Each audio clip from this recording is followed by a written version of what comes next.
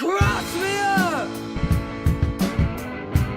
Don't snap, don't breathe, just to leave me of this skin.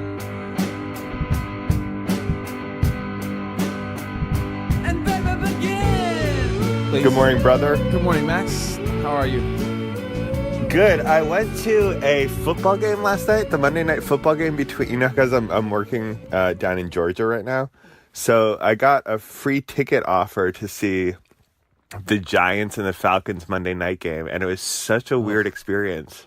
Like going to a football game where like you literally don't give a shit about the outcome, and the only fans in the room were either Falcons fans who have received at the hands of the Patriots their greatest loss, or the Giants fans from whom I have received my greatest loss.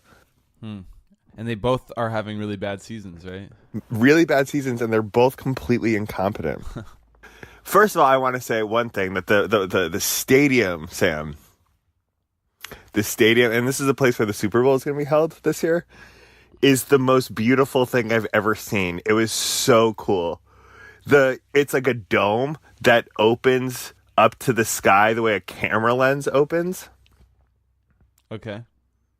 And it was open last night, and it just like looked like a Frank Gehry building. It's like an architectural marvel. And I spent a lot of time marveling on that. Then I spent a lot of time thinking about, I really hope no one gets horribly injured in this stupid game. You know, like that occurred to me. And like, because I didn't care who won or lost, I just like wanted nobody to get hurt. Then I sort of monitored how drunk everyone around me was. This guy, it was pretty bad. I wish I had not gone.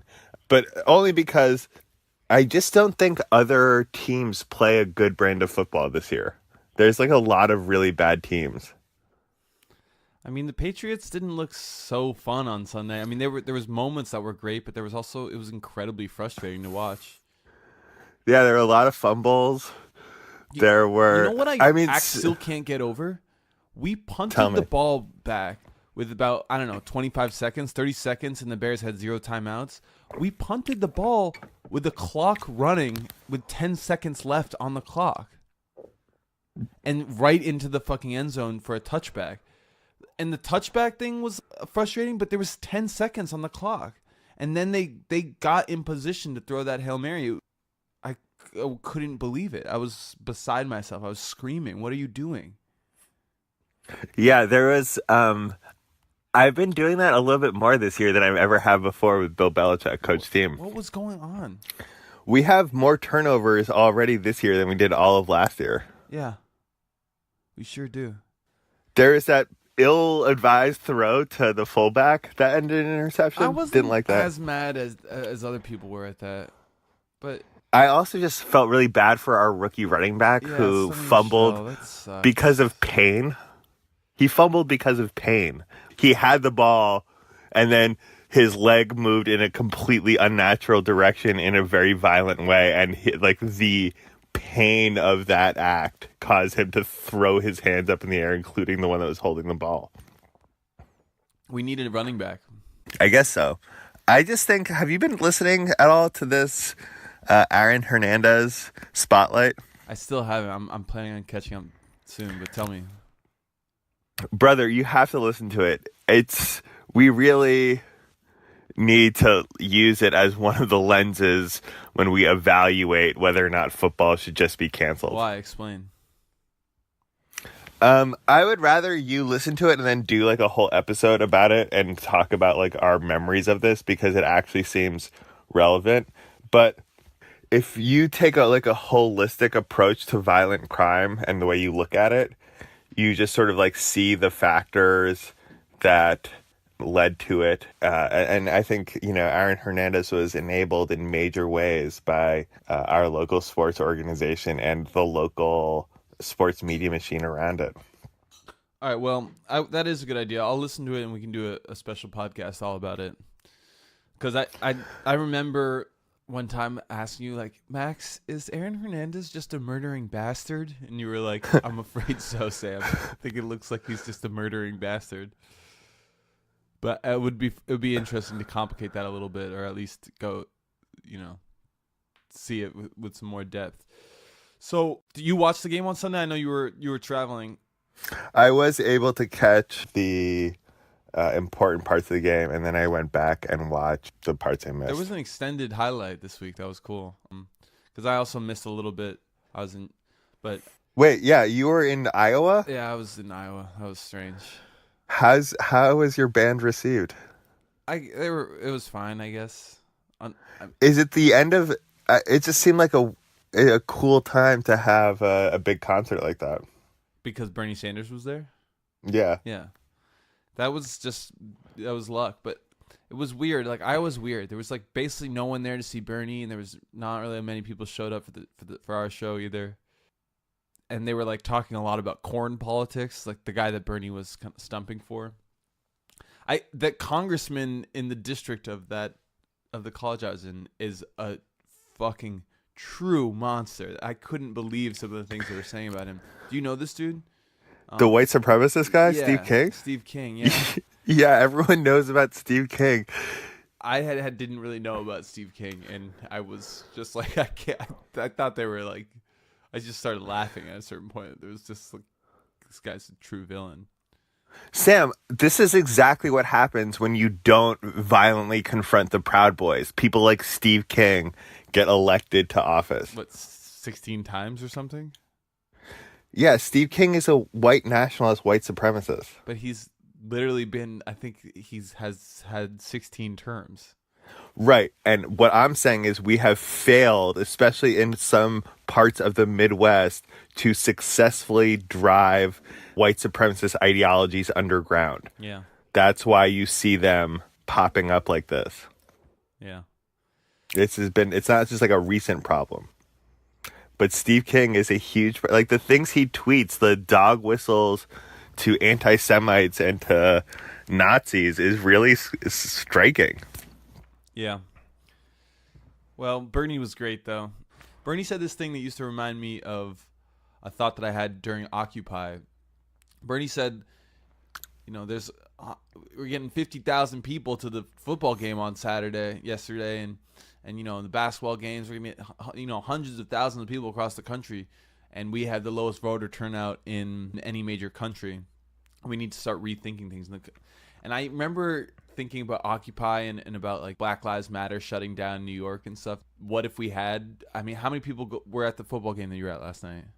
I think 70,000. Yeah, 70,000, like without blinking. It's like, what if we just had 70,000 people come out to Zuccotti Park? It would have been a lot more effective. So it's a shame that I share that contention with Bernie. If we could drum up the same excitement for leftist politics that we could for just sports, mediocre sports teams, this country would be a much better place.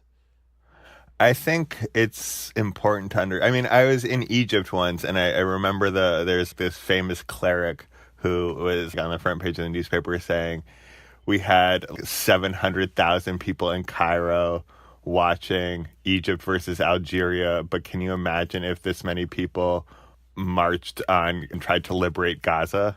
They would be done in a second or something.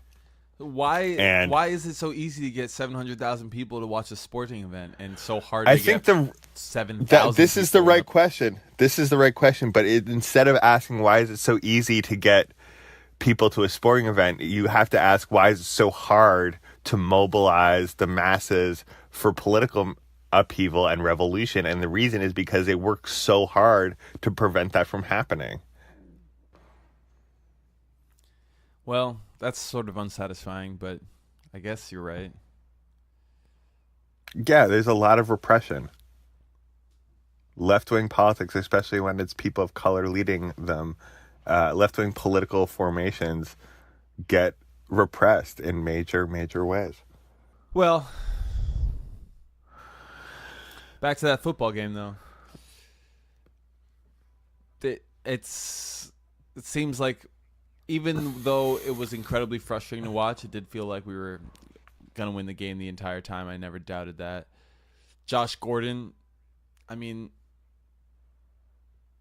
Josh Gordon's really good. He's still Gordon's really good, and he's not there yet. Yeah, he's not in football shape yet, but he's still a dominating presence. James White is really good. We beat the best defense in football without Rob Gronkowski. Are they the best defense in football? I think so. Well, I was unimpressed. If we put up 38 points against the Bills on Sunday, it'll be the first time in NFL history someone's put up 38 points or more in 5 games in a row. You see that? I missed that. Is it possible that our offense is historically good? It seems hard to believe. I mean, because you and I both have like a very clear image in our head of what a historic offense looks like, it feels like this one isn't it. Yeah. But we have the best quarterback. We have the best tight end. We have some really good receivers right now. Yeah. Do you have any hot takes you'd like to make? A sport take about the Patriots? I think the Patriots should be active in the trading deadline to shore up our defense. I think having a defensive linebacker or defensive linemen who can make plays would be helpful, because I think we're going to probably need 1 or 2 plays on defense this year to win the Super Bowl. Yeah, so Stephon Gilmore restructured his contract to make a little cap room, so we are going to go after somebody. It's unclear who. Patrick Peterson, the all-pro cornerback from the Cardinals, is asking for a trade, but that seems... I saw that. I don't really think the problem is in our secondary as much as it's in our D-line and linebacking core. Yeah, I kind of agree. I think the problem is also in our coaching. I think Bill Belichick needs to step up. He's not having his best season. And do you say that because of the turnovers? The turnovers, the clock management, the special teams, the crappy defense. Yeah, I don't know. Look, the Patriots seem to have righted the ship. I would like to talk about the Celtics, and we have to preview tonight's World Series game because, again, Sam, what am I about to say? The Red Sox are in the World Series, and it's pretty good. It's pretty good. Yeah, let's talk about the Celtics for a second. Are you okay? Because, in my opinion, because you pay so much more attention to basketball than like in general, writ large, than I do, you have been looking forward to the season for quite some time. Is that fair to say? And would you also say it's fair to say that you are not emotionally prepared for the Celtics not being very good? Yeah, I think there's no way I can reflect back on my mood, on what I was doing last night, and conclude anything else but that.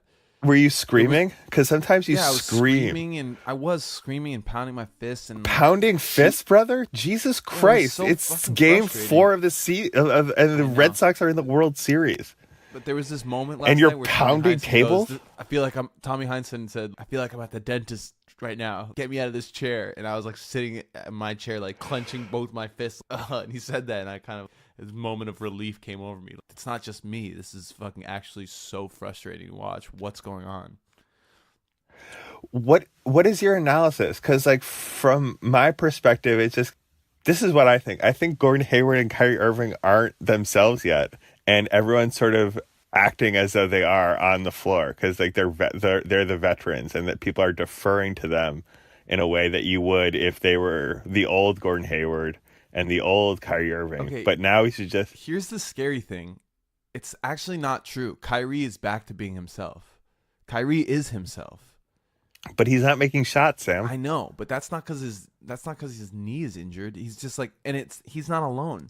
Everyone is bricking shots. Al Horford bricked at least 6 wide open threes last night. Jason Tatum, Kyrie set him up for at one point like an actual wide open. There was no defender within maybe 10 feet of him, 3-pointer, and everyone just gave up because they assumed it was going in, and it bricked out. And then Kyrie got the offensive rebound, passed it right back to him. Still no defender within 10 feet, and again, just like not even really that close. Some of the shots that are missing are close. I watched the last 2 games being like, these shots will start falling and then will be elite again. There's just something weird going on. That's on the one hand, that's option A, is that the shots that they're missing, they're just shooting really badly right now, and that those shots will start falling. Option B is that they won't, and that's kind of, that's like it's too early 4 games into the season to start really like examining that possibility, because it seems like they will. I don't think that everyone just became bad shooters all of a sudden.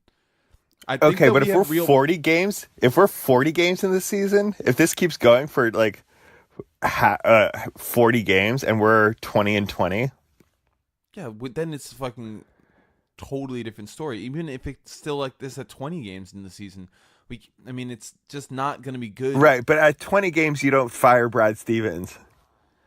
Yeah, there are some serious problems with Stevens. Like he was like running lineups last night for extended periods of time that featured Terry Rozier, Marcus Smart, Marcus Morris, Semi Ojeleye, and Daniel Tice, and our offense was stalling. Can you imagine that? We didn't have any what are you fucking doing? Put in Jason Tatum, put in Gordon Hayward.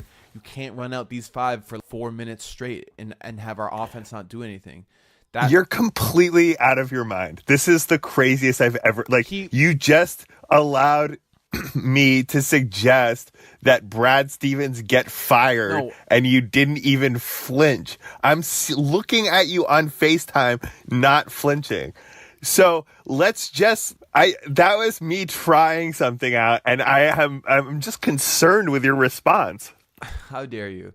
I'm not saying Brad Stevens should get fired or that he's even on the hot seat. I mean, Brad Stevens is really good. Brad Stevens is as good as it gets in NBA coaching. Here's what we know. Brad Stevens is really good at making the best of a non-ideal situation, as he's proved to us season in and season out. He's exceeded expectations every single season, and he's always taken a team that didn't have any business being in the Eastern Conference Finals to the Eastern Conference Finals for the last 2 years. So we know that he can do that. We actually don't know what he's like coaching a group of elite players. And we're going to find out. And so far, the results have been frustrating. And I don't think it's his fault entirely. I think that he finally... Jaylen Brown has been not very good, Sam. No, it's really concerning. It was bad, yeah. And he in the first half of the game, he was actually doing good, not offensively, but he was passing really well. He set up poor. And in the fourth quarter, I watched another thing I did at the Monday Night Football game between the Giants and the Celtics was use the free Wi-Fi in the stadium to watch the Celtics on my phone. Yeah. And I saw Jaylen Brown do some good things, but I also just saw a team that didn't have an identity down the stretch, and their defense wasn't. Our defense is not looking that good. It's Jason Tatum is playing bad defense. Jason Tatum, he's constantly. I watched him do this all game long for the last 2 games. He sags off of his man is focused on the ball, and he sags off his man, and they pass to him, and then he overcompensates for being behind him. I really hope that his time training with Kobe Bryant didn't just turn him into a one-dimensional offensive player. I don't think we should let I'm really concerned about this. Listen, we need to put our Celtics troubles aside and start zooming out on the timeline, because I've been thinking about this whole send young stars to train with Kobe Bryant. Or Tracy McGrady that Jaylen Brown trained with. Right. We need Bill Russell. We need to get and Larry Bird. Right. To get involved with our young players.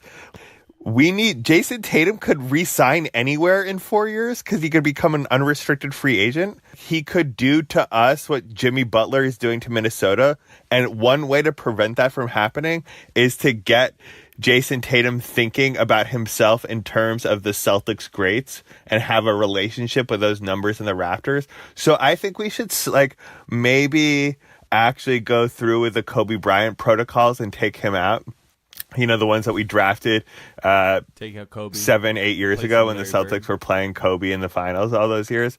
I think we need to seriously consider removing him from the chessboard and start sending our players to a Celtics education where they start getting their domes gassed by Celtics legends, and Bill Russell will just casually throw his 8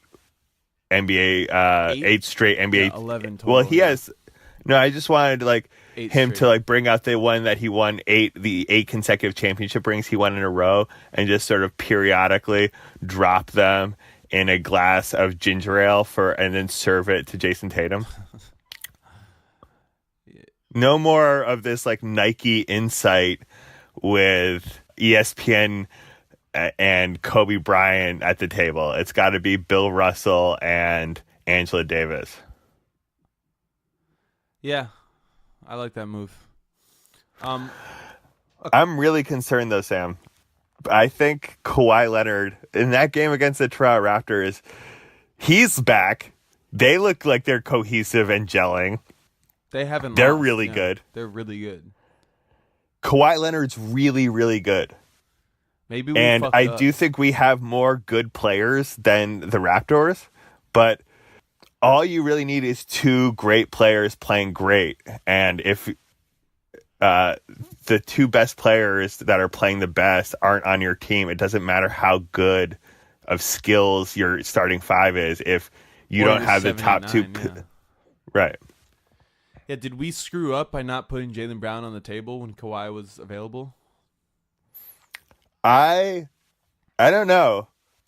People didn't think so at the time, but like, and also Kawhi might just like leave Toronto in a year and leave them really like, you know, cocksucking high and motherfucking dry. It would be like really bad if we had traded Jaylen Brown to the fucking Spurs and then Kawhi went to the Lakers the next year, and we would be watching Jaylen on the Spurs and Kawhi on the Lakers and have nothing. That would it's definitely way too early to start reevaluating that situation. I'm not losing hope on the season. Like I said, those shots that they're missing could just start falling, and then we're looking at a very different team. But our defensive identity needs work, and I want to just like see us play a lot better. I don't want to see us lose to the fucking winless Orlando Magic. That's embarrassing in Boston. I don't think Danny Ainge is going to tolerate this. That's scary though, because he'll blow it up. Yeah, like he would. So they better right the ship soon. Yeah, agreed. All right, let's talk about the World Series. The World Series? Yeah, the World Series. Actually, wait, before we do that, do you have any thoughts real quick about the efforts that the NBA is making to make going to college for 1 year unappealing? They're going to start offering $125,000 a year contracts to play in the G League, and then this guy, I forget his name, but he's like one of the top high school prospects, just announced that he withdrew from going to Syracuse for a year, and he's gonna instead get $1 million from New Balance to have an internship with them. Did you hear about that? Yeah. Thoughts? Well, I don't understand. I think the NCAA is run like a plantation, and I don't begrudge anyone from not wanting to participate in it. Agreed. And I think the NBA should definitely pay like expensive D League contracts, and I think they should also pay. I mean, I think it's crazy that, you know, I was watching ESPN in the airport, and they had a pullout quote from, I forget her last name, but she was the starting center for Baylor that almost won the national championship, Brittany Greer or something. Okay. And she's like, I don't want to take money out of anyone's pockets, and I think like 18-year-olds who don't want to go to the NCAA and just go right to the D League and get a $125,000 contract should get it. But there are no WNBA players, even the best women in the world, making that much money. And if the NBA is willing to invest in the D League, it should also make an investment in the WNBA. And I think that's true. Yeah, absolutely. That's Brittany Boyd you're talking about? Is that right? No, I don't think her last name is Boyd. Oh, okay. I think it's Greer. Well, yeah, so WNBA salaries cap out at $110,000, which is right. Deeply troubling if you're going to start giving G League contracts to high school students for $125,000. Yeah, it's not a good look. The optics are really bad, and the NBA sort of seems like to be the most conscious of optics, so I think they'll get that figured out. I think it's an interesting gambit that New Balance is making for sure. I mean, they are the wackest shoe company there is because only white supremacists embrace them fully, right? Is that true? What are you talking about? Yeah, Richard Spencer made them the official shoe of the alt-right. Why? Because he's a fucking Nazi. I don't know. But we liked But New anyway, Balance. Weren't they like a Boston company or a New England company? Yeah, but I'm just reporting facts. This is not my opinion about New Balance. I just am reporting to you this fact that the alt-right has really and truly embraced New Balance sneakers. And so New Balance is like, hey, high school kid who we have absolutely no chance of doing business with once you reach your full potential, we will sign you to a 7-year shoe contract and let you skip school. That's what they're saying. You don't have to go to school anymore, young man. You instead can just work for our shoe company and we'll make shoes just for you for 7 years. And then afterwards you can go to Nike if you want. But in that time, you'll be our brand ambassador and you'll help us a lot. That's what they're thinking. And I think it's an interesting move. Now complicate that take from an anti-capitalist perspective. Well, no, but this does I just think it's interesting. I think it's all vexed and terrible. And I think, if you really want to talk about the anti-capitalist part of this, those shoes are going to be stitched by unskilled, unpaid child laborers in a sweatshop abroad. But that said, Samson. Yeah. I really need to talk to you about your Twitter and how you behave on the Phone Wallet Keys David Ortiz Twitter account. What are you talking about? Well, I've been thinking about it because, you're very well read and you have an excellent understanding of what violence is and isn't. But I caught you getting into a dispute with some right-wing trolls about who engages in political violence. And if the fucking right wing ever tries to engage Phone Wallet Keys David Ortiz in a discussion about violence, I need you to do better next time. I need you to point out that state violence is the real political violence and it's all right wing. That's the only violence in this country that anyone has to actually worry about. It's the people dying on mass scale, and who has Sam? Wait, what are you doing right now? Because I know what you're talking about, but no one who's listening to this will have any idea what you're talking about right now. Well, maybe you would like to have a confessional then about, since you know what I'm talking about what I'm talking about. Why don't you explain it to listeners? Explain the mistake that you made. No, instead, I'm going to say, Max, are you excited about the World Series starting tonight? Wait, any thoughts? I have a lot of thoughts. The Red Sox in the World Series? The Red Sox? Yeah, they're in the World Series, and it's really great. I have a couple points I'd like to make about the Red Sox in the World Series. First of all, did you see what those scab loser Dodgers did? It didn't. They did the same thing that the Yankees did. It didn't work out well for the Yankees, did it? No. I would say that violating the Unite Here picket line proved fatal to the Yankees' playoff hopes this year. Did the Astros do that too? Do you know? I don't know. It certainly wasn't a huge story, and Unite Here, who I follow on the Phone Wallet Keys David Ortiz Twitter account, didn't mention it. Yeah, so the Dodgers are scabs. They're breaking the picket line. This time around there's been a lot of organized pressure against them because there's a baseball players union that looks out for all the players, and so as fellow union members they should be looking out for, they should be allied with the workers here, but they're not. That's a great point because there are some very militant unions in Boston who are showing up and showing out and mobilizing in solidarity with the Unite Here strike. The school bus drivers, the steelworkers union, a very militant union in Boston, has been incredible and is supporting their brothers and sisters and non-binary comrades in the union. And it would be great to see if the very well-funded, very rich union of the MLB Players Association would join, but I don't think it's going to happen.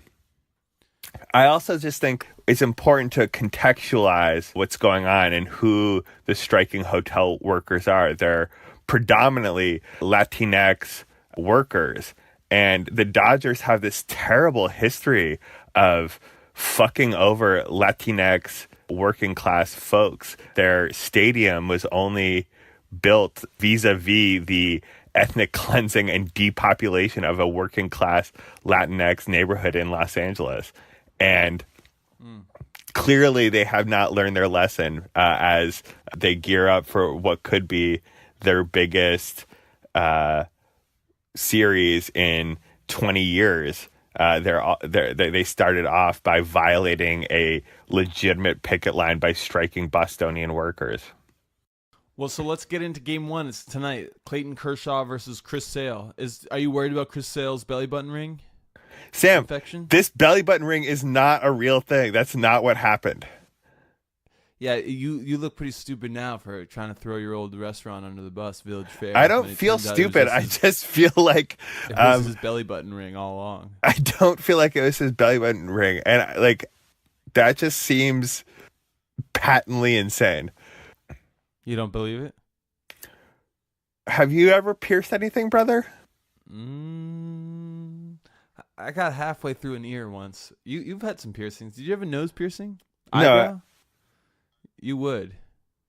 I have neither had my eyebrow nor my enormous and prominent nose pierced. However, I did have a couple holes in my left ear. I think it's just luck. It's not like it's not because you made a choice, an aesthetic choice. You totally would have gotten your eyebrow pierced. It's pretty lucky. It's pretty lucky. Still would now. That's outrageous. No, I mean, I think if you're really serious about this podcast, you'll not only edit it and make sure we record it on a timely basis, but you'll also pierce your belly button ring just to prove to everyone how it doesn't fatigue you and that this story doesn't make sense. This story is truly bizarre. But do you think that there will be any challenge you from whatever it was? I defy you to pierce your belly button right now and then tell me that this story about Chris Sale having to go to the hospital because his belly button ring hurt makes sense. I have nothing to say to that. It's a really good point. Let's talk about the actual game itself. Okay, I have a couple of bold predictions. Let's hear them. That's what I want to hear. I think that it is possible it's possible that everyone that Chris Sale, David Price, Rick Porcello, and Nathan Eovaldi all just take care of business and we don't need to go to the bullpen at all. It's possible that for the first time this season, our pitchers who have hopefully some gas left in the tank go 7-8 innings, 4 games in a row, and we win quickly. But my bold prediction is no, that's possible. But if my bold prediction is that if that doesn't happen, Eduardo Rodriguez might become an important factor in this bullpen, because I have this truism to predict, which is that the Dodgers can't hit left-handed pitching. If that's true, then I like our chances, because Chris Sale, David Price. And I think we might even see Drew Pomeranz added to the playoff roster. Really? Yeah, the Dodgers can't hit lefties. Huh. So get rid of Alan Embry, whose zombie corpse is no longer left-handed. And bring in Pomeranz. Bring in Eduardo. I think it's a worthwhile gamut, even though Pomeranz hasn't been what we want him to be. I also think that Manny Machado is an interesting character. I think everyone hates him because he... Yeah, why does everyone hate him? Great question.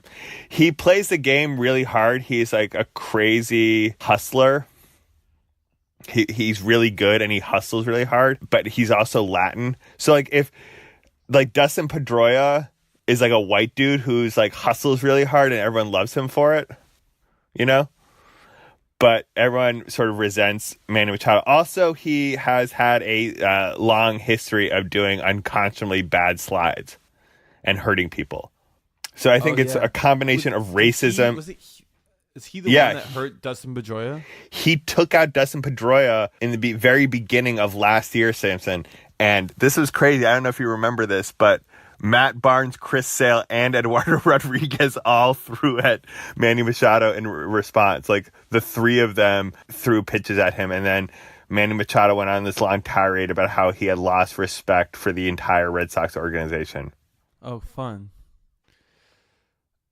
So does that make you, having Machado on the other side, does that make you scared to, because this idea has been floated out to move Mookie Betts to second base when we're in the National League because we won't have a DH spot. So JD Martinez will play in right field and Mookie can play second base. But that's, knowing that they have Machado, maybe that's not such a good idea.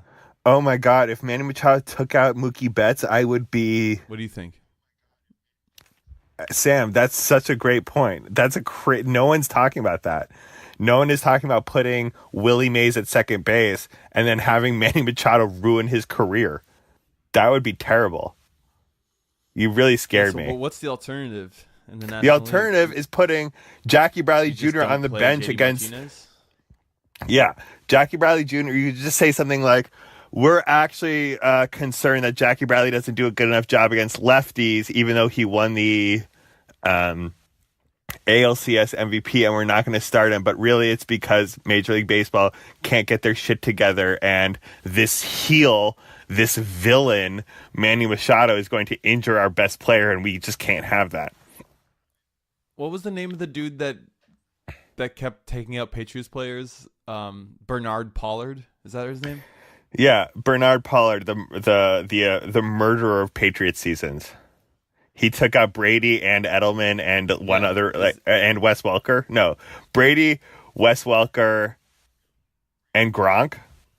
I think that's the three people he injured. Yeah, I think that's right. So if Machado has even a whiff of Pollard on him, then we got to be really careful. That's a great point, Sam. Wow, I can almost see the amazing tweets we're going to issue about this episode comparing the two, and we'll get a lot of clicks.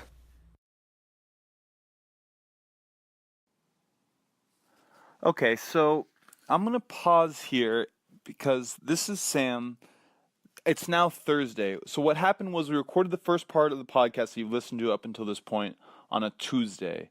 And then as I was editing it, and one day kind of got away from me, and we watched the first game of the World Series. And then I actually went to Boston and watched another game of the World Series. And so we just thought it would be good to try and record some more and pick it back up. So it's Thursday now, and we're going to try and weave the podcast together from here. Thank you all for bearing with us. So without further ado, here's Max on Thursday.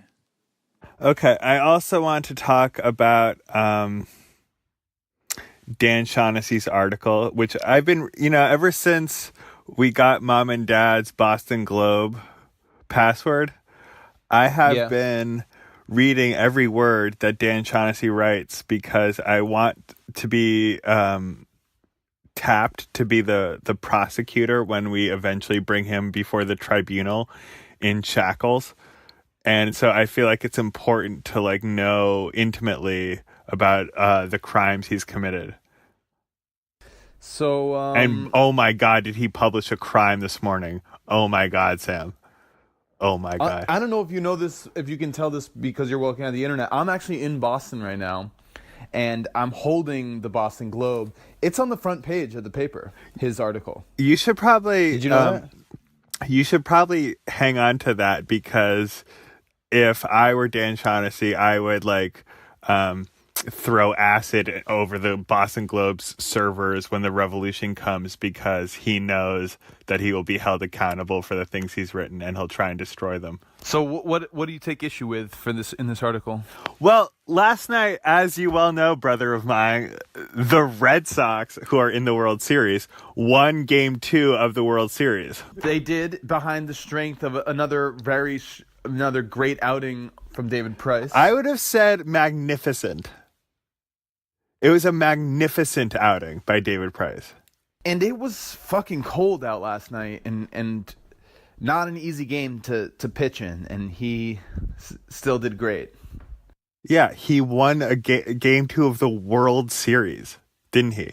You want to get into that game, or you want to first talk about your old nemesis Dan Shaughnessy and his coverage on the I just want to say that instead of writing an article this morning about how wrong he has been and issuing like a serious mea culpa for trying to drive David Price out of town, instead of being like, I was wrong, David Price is very good and I am very bad, which would have been, gratifying for his audience to read, he instead says, David Price was good. I have no role in this being a surprise, even though he created that narrative. But he then focuses the whole bottom half of his article on the Red Sox not inviting Curt Schilling to throw out the first pitch of the game last night. Right, because they had a bunch of members from the 2004 Red Sox throw out the first pitch. Right, because they left Heath Hembree off the roster, they managed to find the real Alan Embry and invite him back, which I thought was very funny. Also, Keith Folk was there, Kevin Millar, David Ortiz, Pedro Martinez. But no Curt Schilling. And why did they not invite Curt Schilling? One is because there's no law that says you have to invite Curt Schilling. And they said, we did not mean this out of spite. We just didn't reach out. The Red Sox told Dan Shaughnessy that we did not invite him out of spite, but rather we just didn't reach out to him, which I thought was really an elegant way of saying we don't feel like it's a good idea to bring back Curt Schilling to this to our stadium, because we want our stadium to be inclusive of everyone, and Curt Schilling hates women, Muslims, Latinx folks, and anyone who isn't a white male.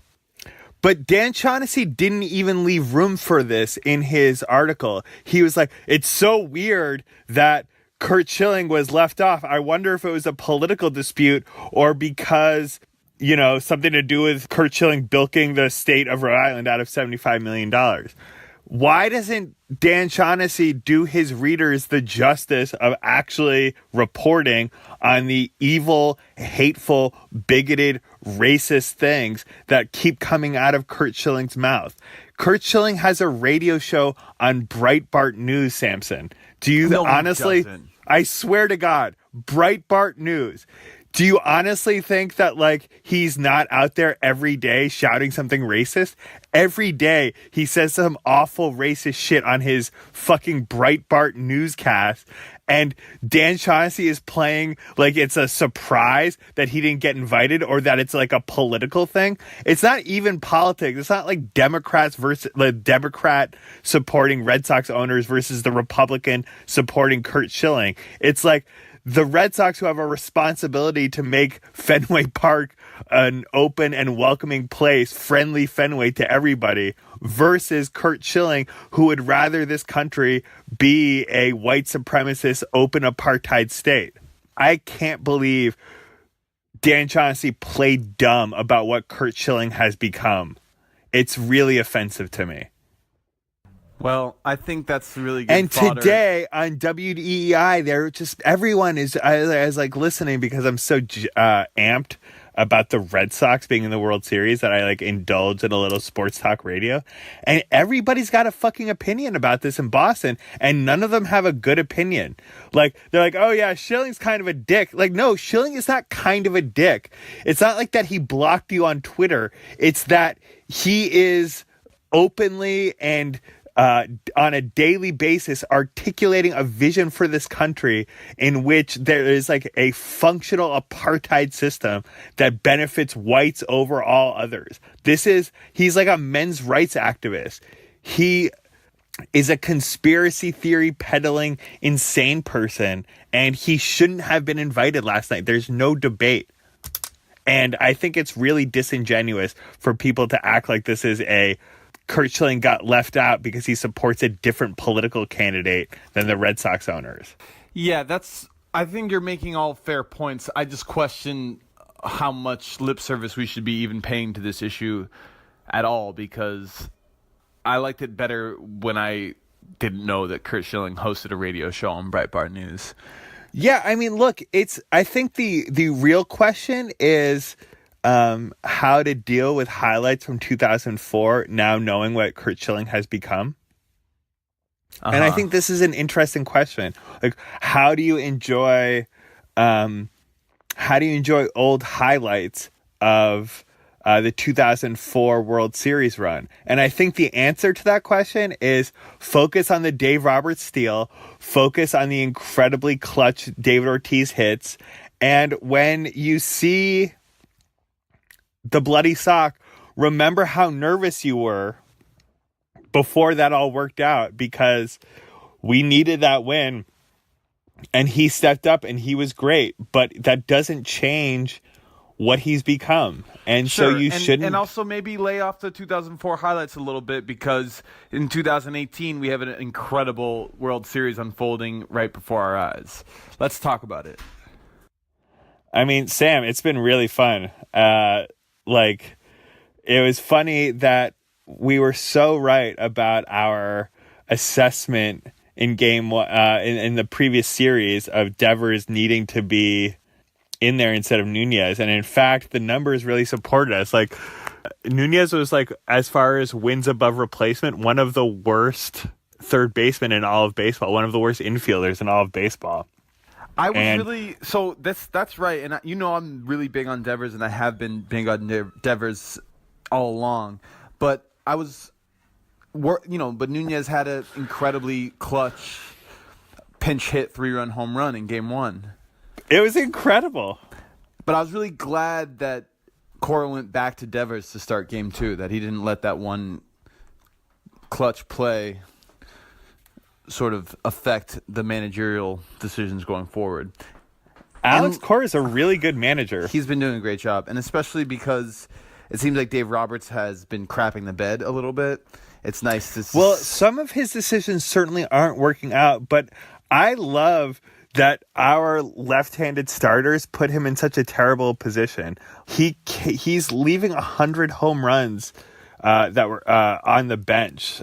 But he doesn't have to do that. I think it's a pretty weird move that he's choosing to do that, and he won't. Well, if he's going to continue doing this, I think we should give Eduardo Rodriguez a start. I know he doesn't have the ERA that would make you feel super comfortable with that, but he's a big lefty who had a lot of good starts this year. And if the Dodgers are really going to be in relief, like tonight maybe, or tomorrow night when Porcello is pitching, if they'll bring in Rodriguez to thwart their sort of non-right-handed lineup. Yeah, maybe. But also just like if it's hard to come off the bench, especially in Fenway when it's freezing cold. I think our home field advantage and our left-handed starter advantage has really played out the last 2 games. Oh, I totally agree. The home field advantage ended up being much bigger than I thought it was going to be. I think elsewhere in this podcast, or at least when we recorded the other day, I was wondering whether it would be so cold in Boston that there would be no home field advantage, just because it would be so cold that it would be an equalizer. But I definitely think that the Dodgers had no idea how to play Fenway, and that was really fun to see the advantage that we were getting. It felt more like basketball or something where the home field really matters a tremendous amount. Home court. Yeah, I mean, the Fenway faithful were really loud, I thought, which was cool. Despite being, like, super layered up, yeah. And I also thought that you're right about having difficulty with the narrow foul lanes and stuff. Mm-hmm. Yasiel Puig seems to be playing too far away when he's in right, and the Red Sox are taking advantage of that. I loved how we started out game one. The Mookie Betts single, and then immediately stealing second, and then coming home while Benintendi hits a single, and then also Benintendi heads up base running, taking second on the throw home, and then him scoring. Like that kind of aggressive small ball single, hitting singles while also being aggressive on the base path was, I think, set the tone for the whole World Series to go the way it has. And I love that we scored in the first inning again last night. I think scoring first we scored in the second inning last night. Right, sorry. But it was the first score of the game. I think going up early, with even if it's a small little lead or 1-0 lead, 2-0 lead, just totally changes the dynamic of the game. I think I love our aggressive early inning plays. I mean, what can you say about the 2 outs thing? Well, we've scored 9 out of 12 runs, is it? 75% of our runs in the first 2 games with 2 outs. But it's also been which the is entire crazy. Playoffs. It's not just the World Series. This is at this point, the sample size is getting large enough so that it's not a fluke. There's something truly remarkable happening. I mean, we put up really good at-bats all the way through. And, I mean, just watching Christian Vasquez with 2 outs work that hit and then turn it over to the top of the order so that Mookie hits, Benintendi hits, and then it's just more important than Benintendi hitting is he had the long, epic 10-pitch at-bat where he drew a walk. Yeah, it was great. And then Steve Pearce takes a 5-pitch walk from that guy who's clearly overmatched.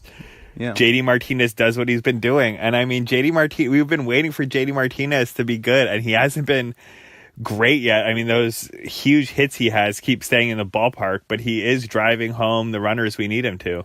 So we're 2 games in, and who would you say has been the MVP of the World Series so far in these 2 games? It's kind of hard to say.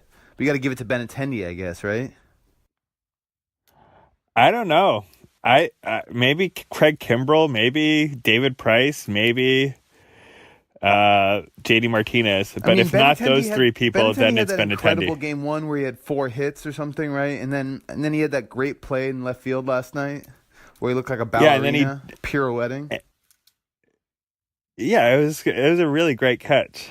It was right after they scored 2 runs too, and it was like if the 5th inning starts with a double rather than an out, it looks the complexion of the game changes completely.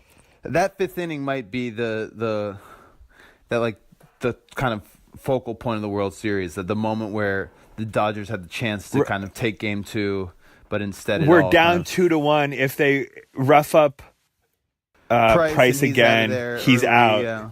And then maybe if we don't come back in the bottom of the 5th, we don't come back runs, exactly. Yeah. I'm on the same page with you, brother. Yes. It's nice to have you here on this page, Max. I just think that what we have right now is a situation in which there's the manager is making all the right calls, and the team is winning. Yeah. Wait, I have a question. Go ahead. Well, so what are if you have something to complain about right now, it's really more about you than about the way the team's playing, right? Right. I think that's definitely right. I think that what we can do is look forward, and now we're going to go to LA for 3 games. One thing that I've really liked that Cora has done in the playoffs thus far is he's been playing to win right away. So he's put Eovaldi in the 8th for 2 innings, for back-to-back games in Game 1 and Game 2. So Porcello is definitely going to start tomorrow night.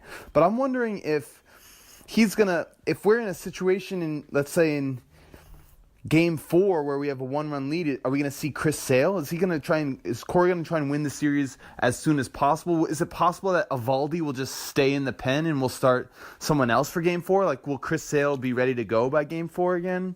And then Eovaldi. I mean, he'll have the rest. So he should be rested enough. That's an interest. I mean, keep Eovaldi in the pen.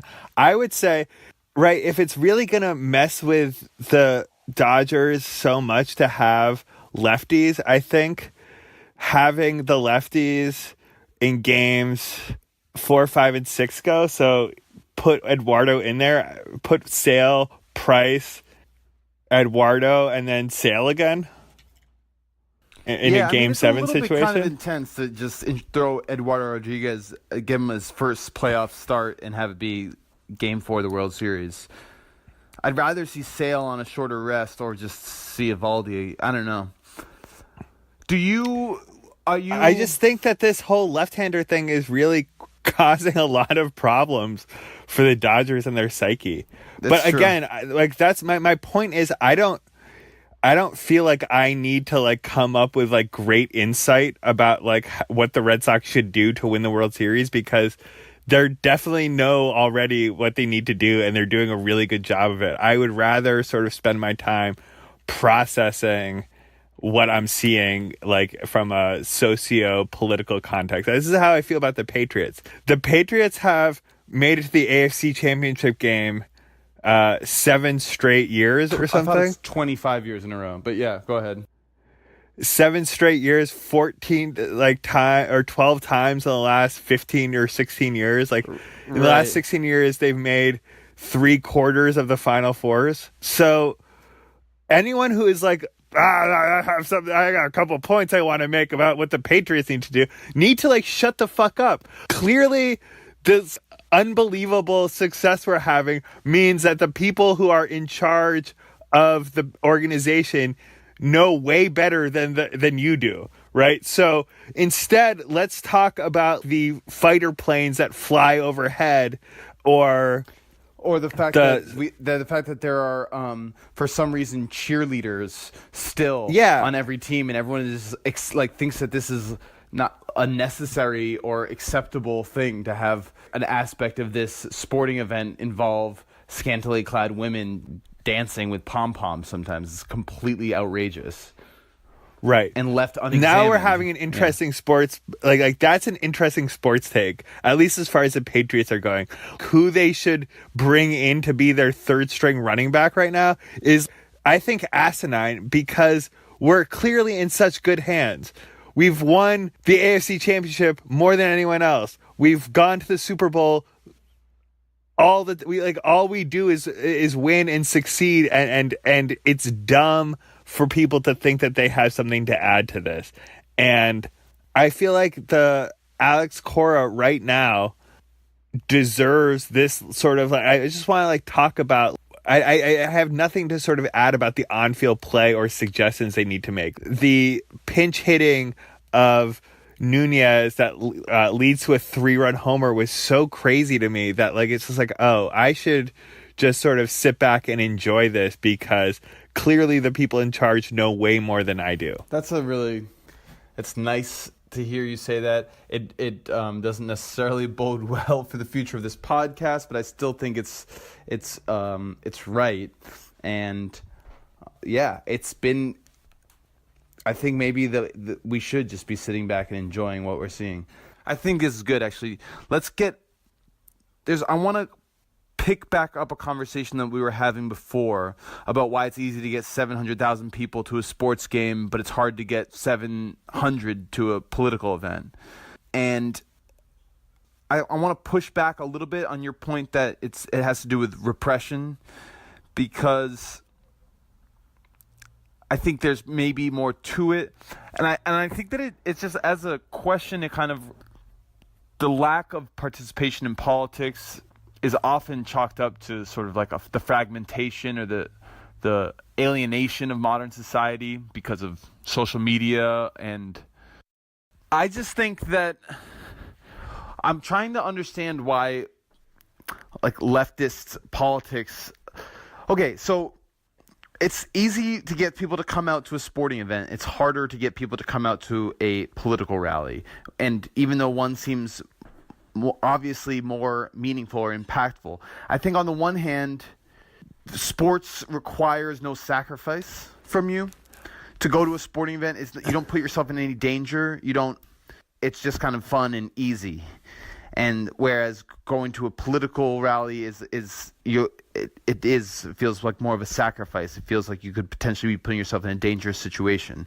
But I think that more than that, it's also just there's something about sports that that brings people together and brings people out of their home and out of the fragmented reality that we are living in general. And I think that is potentially what makes sports an interesting phenomenon to look at when you're trying to envision a better world. Are you with me at all? Does this make sense? Should I back Let this? me tell you something, though. This is like my response to your rambling Billy Madison finale-esque whatever. No, I just think that like I watched 2 documentaries in the last 24 hours, Samson. One was because I was really amped after the Red Sox, and I watched the one that Nesson made about the 2004 Red Sox called Faith Rewarded. Uh-huh. And the other was about the P9, the local P9, which is like the meat processors union who worked for the Hormel meat company. The P9 strike against Hormel, in which like workers were basically starved to death by the company, who was their strike was long and drawn out and well documented, but ultimately unsuccessful, and it just completely ruined individuals and the whole town. And one observation I have about these 2 documentaries is that the way that Bostonians were talking about faith and hope and like standing side by side and working together is the same thing that the strikers and the Red Sox fans were talking about things the exact same way, using the exact same vocabulary. And I think that vocabulary that people sort of deploy for sports, especially like long-suffering sports bases and like the long-suffering working class, have the same access to these words, right? But when the working class people on the picket line use it, it's so much more authentic and immediate, but there's so much more on the line.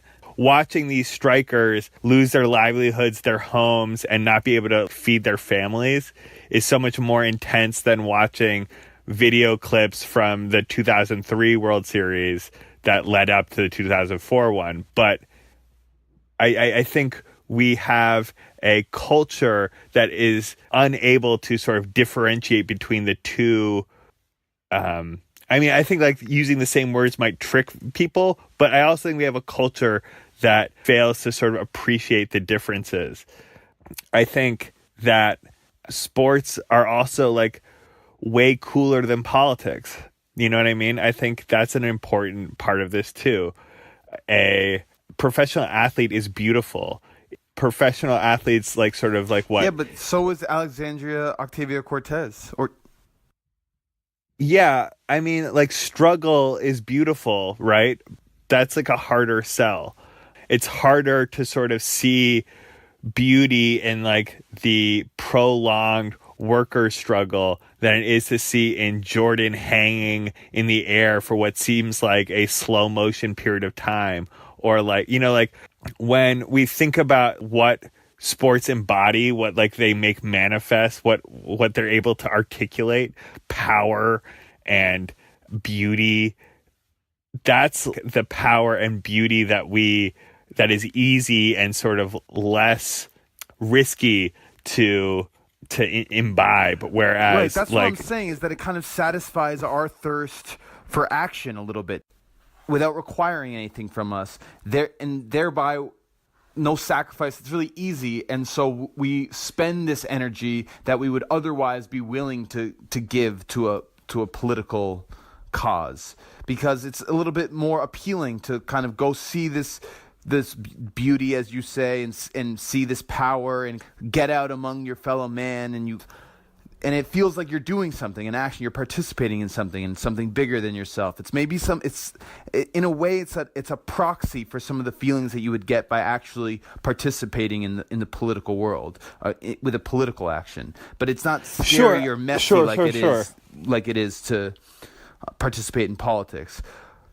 I mean, like, look, right? Like, I think like the hotel workers, who are striking in Boston right now, and the at the hotel where the Dodgers, like, the scab losers they are, across the picket line.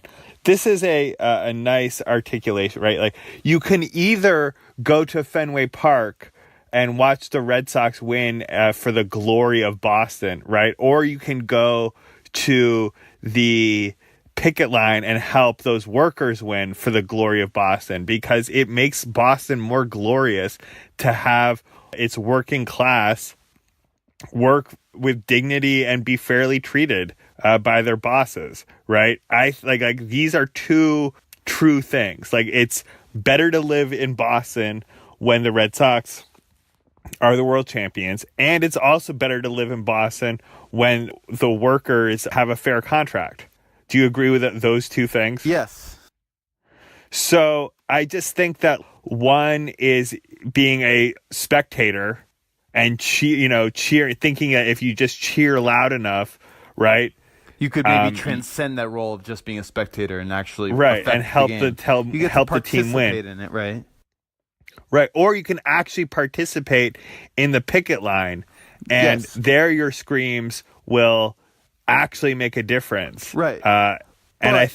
But it's also messier at the picket line, and it's scarier because there may be cops at the picket line, and there aren't people who are serving you hot dogs and beer, and it's not packaged all really tight with a bow on it. So it sounds like if you're bringing up fucking cops, Sam, you're making a pro-repression argument, which is what I said in the fucking get-go. Mm-hmm.